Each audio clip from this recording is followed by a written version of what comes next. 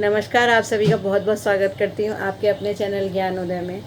तो देखिए, जैसा कि आप सभी को पता है कि जो श्रृंखला चल रही है इस समय हमारी, वो छायावाद की चल रही है। ठीक है, तो छायावाद पर मैंने कुछ महत्वपूर्ण प्रश्न आपको बताए थे पिछले वीडियो में। तो इस वीडियो में मैं आपको बताऊंगी कि छायावाद के जो मुख्य कवि हैं उनको आप क्रम से वो भी जन्मकाल के क्रम से आप कैसे लर्न कर सकते हैं। ठीक है, ठीक है। तो जन्मकाल के क्रम से उसे लर्न करने का तरीका क्या है, ये मैं आपको बताती हूँ। देखिए, ये 7 कवि हैं जिन पर सबसे ज़्यादा क्वेश्चंस पूछे जाते हैं और क्रम से लगाने को आते हैं। पहले हैं जयशंकर प्रसाद जी, ठीक है। दूसरे हैं मुकुटधर पांडे जी। तीसरे हैं निराला। चौथे हैं मोहनलाल महतो वियोगी। उसके बाद है सुमित्रानंदन पंत। फिर है राम कुमार वर्मा और उसके बाद है महादेवी वर्मा। ठीक है, तो देखिए मैं आपको बताती हूँ। जयशंकर प्रसाद 1889 से 1937, ठीक है, 1889, 89 और 37। ठीक है, आप ये ध्यान रखिए, 89 से 37 है। उसके बाद मुकुटधर पांडे 1895 से 1984 है। उसके बाद निराला 1897 से 1962। मोहनलाल महतो वियोगी 1899 से 1990। पंत जो है वो 1900 से लेकर 1970। राम कुमार वर्मा 1905 से 90 और महादेवी वर्मा 1907 से 87। तो देखिए, ये जो क्रम है कवि के जन्मकालों का। तो देखिए, मरण काल तो खैर, मरण काल तो आप सिर्फ जानकारी के लिए मैंने लिख दिया है। ठीक है, आप इसको ना ही देखें ज़्यादा अच्छा रहेगा, इससे आप क्या हो जाएंगे, कंफ्यूज हो जाएंगे। ठीक है, तो चलिए अब जन्म काल के हिसाब से हम लोग क्या करते हैं, इनको याद करते हैं। ठीक है, तो इसकी एक ट्रिक है, वो ट्रिक मैं लिख देती हूँ। ओके, देखिए जो हमारी ट्रिक है वो ये है, थोड़ी सी फ़नी ट्रिक है आपको, लेकिन ज़िंदगी भर याद रहेगी। ठीक है, आप इसको ध्यान से सुन लीजिए। और मैं पहले ही बता देती हूँ कि मेरी ट्रिक का संबंध किसी भी वास्तविकता से नहीं होता है। मैं किसी भी कवि को, किसी भी रचनाकार को, किसी को भी मेरा कुछ भी गलत बोलने का या किसी भी तरीके की मतलब कोई भी अनर्गल बातें करने का कोई भी उद्देश्य नहीं है। मैं सिर्फ याद कराने के लिए ट्रिक्स बनाती हूँ। ठीक है, जिससे आपको जल्दी से याद हो जाए। ठीक है, तो ऐसी अटपटी ट्रिक्स बनाने से ही याद होता है। ठीक है, तो आप इसको कैसे याद करेंगे, देखिए ये जो क्रम से हैं इनको याद करने की ट्रिक है, आप मेरे साथ बोलेंगे। ठीक है, मैं 2 बार बोलूँगी तो आप मेरे साथ बोलेंगे। ठीक है, सबसे पहले आप बोलिए शंकर का मुकुट निराला है। ठीक है, आप मेरे साथ बोलिए शंकर का मुकुट निराला है। ठीक है, बोला होगा आपने। शंकर का मुकुट निराला है, लेकिन लेकिन मोहन की पैंट महादेवी ने सिली। ठीक है, मतलब बात यह है कि शंकर का मुकुट तो बड़ा निराला था भाई, जिसने भी बनाया बड़ा अच्छा बनाया है। ठीक है, लेकिन मोहन की पैंट भी कम से कम निराली नहीं है, मोहन की पैंट महादेवी ने सिली है। ठीक है, तो ये आपको याद रखना है। ठीक है, अब देखिए कैसे, देखिए शंकर का में आपको का साइलेंट रखना है। ठीक है, का कैसे रखना है, साइलेंट रखना है।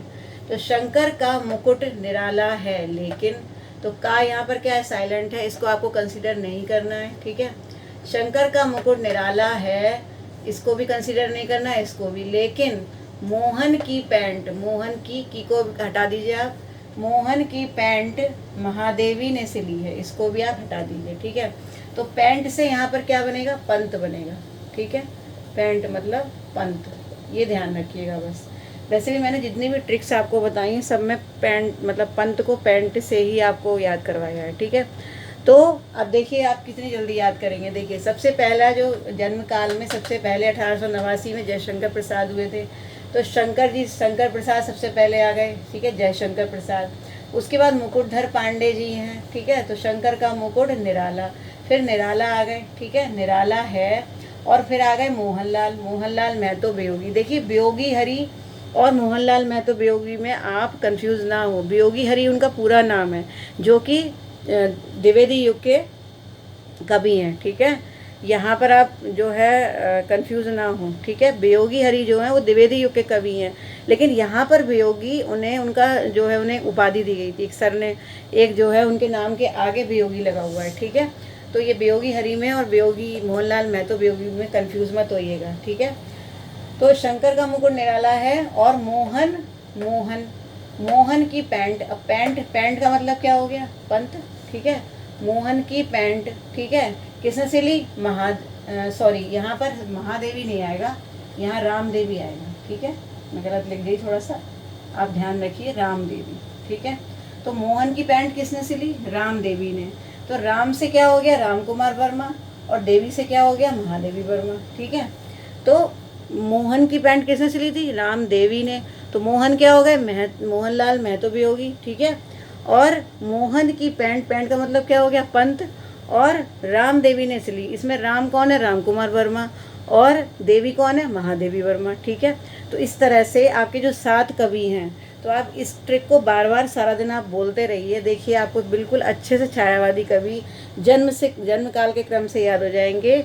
ठीक है, कि शंकर का मुकुट निराला है, लेकिन मोहन की पैंट रामदेवी ने सिली। ठीक है, शंकर का मुकुट निराला है, लेकिन मोहन की पैंट किसने सिली, रामदेवी ने सिली। बस इतनी सी बात आप लर्न कर लीजिए, डेफिनेटली आपको ये सभी याद हो जाएंगे। और आप परीक्षा में अगर इनमें से कोई भी क्वेश्चंस आते हैं इस तरीके के क्रम से लगाने वाले, तो आप कभी भी क्या होंगे, वो गलत नहीं हो सकता आपका। ठीक है, आंसर। तो आज मैंने आपको ये ट्रिक बताई है, छायावाद के मुख्य जो रचनाकार हैं, छायावादी कवि, तो उनकी ये जन्मकाल की क्रम से मैंने आपको बता दिया है ट्रिक। तो आप आसानी से इसको लर्न कर लीजिए। अगर चैनल को सब्सक्राइब नहीं किया है तो प्लीज़ इसको कर लीजिए, और जो है लगातार मुझे कमेंट करते रहिए। देखिए मैंने ये देखा है कि देखते बहुत लोग हैं, 200, 250, 400 लोग देख लेते हैं, लेकिन लाइक्स बहुत कम देते हैं। लाइक देने में कोई आपका देखिए कोई पैसा खर्च नहीं होता, पहले तो मैं आपको बता दूं। ठीक है, आपको कुछ नहीं करना है, बस एक टच करना है। ठीक है, एक तो आपका कोई पैसा खर्च नहीं होता, दूसरी चीज़ लेकिन आपके एक लाइक से क्या होता है कि जो आपको कंटेंट दे रहा है, जो आपके लिए मेहनत कर रहा है, उसको जो है एक बहुत बड़ा प्रोत्साहन मिलता है। ठीक है, तो अगर अभी तक नहीं है तो अपनी एक आदत बना लीजिए कि अगर वीडियो जब भी ओपन करते हैं तो उसको लाइक ज़रूर कीजिए। इससे क्या होता है, हमें प्रोत्साहन मिलता है। ठीक है, और दूसरी चीज़ कमेंट करके ये बताते रहिए, हमें अपडेट करते रहिए अपने विचारों से, कि भले ही मैं कमेंट का आंसर भले ही ना दूं, लेकिन आपके सारे कमेंट्स मैं पढ़ती हूँ। ठीक है, जिनका आंसर मुझे देना चाहिए, मुझे लगता है कि हाँ जो है कोई विशेष बात है जो आपने पूछी है, तो मैं ज़रूर आंसर देती हूँ। लेकिन अगर मुझे ऐसा लगता है, जैसे बहुत से लोग ये कहते हैं मैम आपके वीडियोस बहुत अच्छे लगते हैं, ये है, इस तरह के कमेंट देते हैं, तो मैं उनको पढ़ती हूँ और आप सभी को मन ही मन धन्यवाद देती हूँ। और मुझे बहुत अच्छा लगता है जब आप इस तरह से लिखते हैं। लेकिन बस ये है कि एक एक कमेंट का आंसर मैं सबका नहीं दे सकती, तो आप कमेंट लगातार करते रहिए, मैं उसको ज़रूर पढ़ती हूँ। ठीक है, लेकिन बस ये है कि कुछ कमेंट्स का आंसर दे देती हूँ, बाकी सब पढ़ लेती हूँ, लेकिन मुझे ये पता रहता है कि किसने कौन सा कमेंट दिया है। ठीक है, तो आप प्लीज़ मुझे कमेंट जरूर दीजिए, मोटिवेट करते रहिए इसी तरह से, और लगातार देखते रहिए वीडियोस को। और इसके बाद अभी तक मैंने आपको करीब 60 आई थिंक 65 तक की कविताएं बता दी हैं। 1965 तक की जितनी रचनाएं हैं वो सभी ट्रिक से करवा रखी हैं। अब मैं आपको 70 तक की सभी कविताएं 5 साल की और करवाऊंगी। तो इस तरह से 2000 तक हम लोग पहुंच जाएंगे। 2000 की जो मुख्य रचनाएं, कुछ दलित रचनाएं हैं जो नई लिखी गई हैं, वो सभी रचनाएं ट्रिक से हमारी कंप्लीट हो जाएंगी। और उसके बाद फिर हमारा एक, देखिए मैंने ये सोचा है लगभग 200 रचनाएँ हैं। ठीक है, लगभग 200 रचनाएँ ऐसी हैं, 200 में से भी मैं थोड़ी सी काट छाट करूँगी, लगभग 150 रचनाएं मैं जो है कंप्लीट कराऊंगी आपको आधुनिक काल की ट्रिक से। ठीक है, तो मैं आपके लिए 50 रचनाओं का एक वीडियो दूंगी, भले ही वो आधा घंटे का वीडियो हो सकता है। ठीक है, 50 रचनाओं का एक वीडियो दूंगी, हो सकता है उसमें आधा घंटा भी लग जाए, 40 मिनट भी लग जाए, हो सकता है वो लंबा वीडियो है। तो आप क्या करेंगे, उसको अगर वो वीडियो लंबा है तो उसको 1 या 2 पार्ट्स में आप देख लीजिएगा। ठीक है, लेकिन मैं कोशिश ये करूँगी कि ज़्यादा रचनाएं एक वीडियो में करवा दिया करूँगी। जैसे 50 रचनाएं मैंने एक वीडियो में करवा दी, तो क्या होगा, आपका जल्दी हो जाएगा। क्योंकि मुझे फिर नाटक भी करवाने, नाटक भी बहुत सारे हैं, तो मतलब करवाने में टाइम लगेगा, ये आपको पता ही है। इसीलिए मैं और कुछ भी नहीं छेड़ रही, व्याकरण भी नहीं छेड़ रही। लेकिन मुझे पता है अगर एक बार मैंने सभी रचनाएं कंप्लीट करवा दी, थोड़ा सा साहस कर लिया, हालांकि कठिन काम है, तो डेफिनेटली आपको फिर कभी भी ज़िंदगी में याद करने की ज़रूरत नहीं है, आपको हमेशा याद रहेंगी। ठीक है, तो कोशिश पूरी करूँगी जितनी भी इम्पोर्टेंट रचनाएं वो सभी आपको कंप्लीट करवाऊँ, नाटक, कहानी, उपन्यास, जीवनी, आत्मकथा, सभी में से। और बाकी जो है आप देख ही रहे हैं मैं कैसे करवा रही हूँ। ठीक है, तो ज़रूर मुझे कमेंट करते रहिए, और अविरल साहित्य जो मेरा ग्रुप है उससे लगातार जुड़ते रहिए।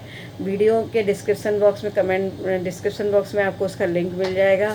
और जो उसकी जो प्रतियोगिता हो रही है इस समय, मैं हूँ कलमकार, अंतर्राष्ट्रीय प्रतियोगिता है, उसमें अपनी कविताएं और अपनी कहानियाँ जो हैं प्रेषित करके ज़रूर भाग लीजिए, और इसी तरह से अपनी जो प्रतिभा है उसको एक नई दिशा दीजिए। ठीक है, ऐसा मेरा आग्रह है आपसे, ऐसी मेरी आशा है। तो चलती हूँ, फिर नए वीडियो में आपको फिर से मिलूँगी नई नई जानकारियाँ लेकर। नमस्कार।